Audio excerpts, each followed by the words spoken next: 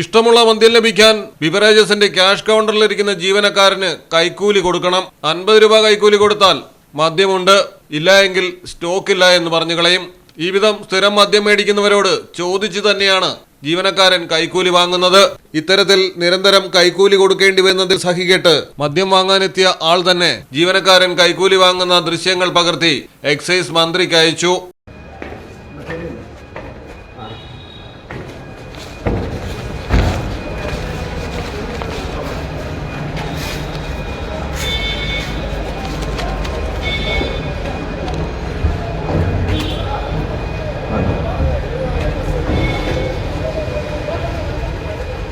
Hello चलिए syllabus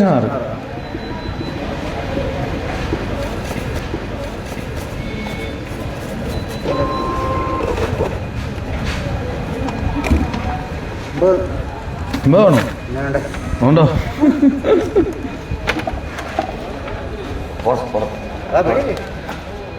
എടുക്കട്ടെ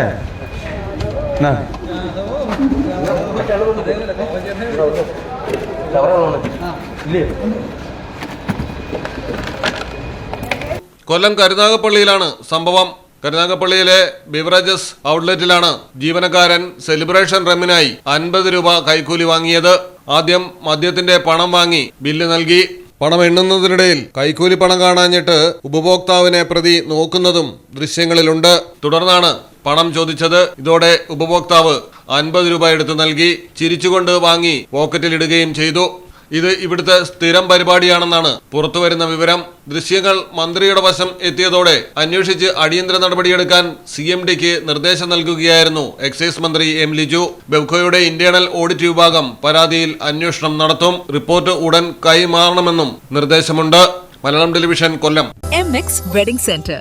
bride night. ഗ്ലാമറും ഗ്രേസും ഒരുമിക്കുന്ന സാരികൾ, ട്രെൻഡി ലെഹങ്കകൾ, എലിഗന്റ് ഗൗണുകൾ, ഗ്രൂമിനു വേണ്ടി ക്ലാസിക് ഷെർവാണികള്, സ്റ്റൈലിഷ് കുർത്തകള്, പ്രീമിയം എത്നിക് കളക്ഷനുകള്, വിവാഹ വസ്ത്രങ്ങളുടെ പുതിയ experience. MX wedding centre, Valanchery, Pattambi, Koottanad, Koppam and Kecheri.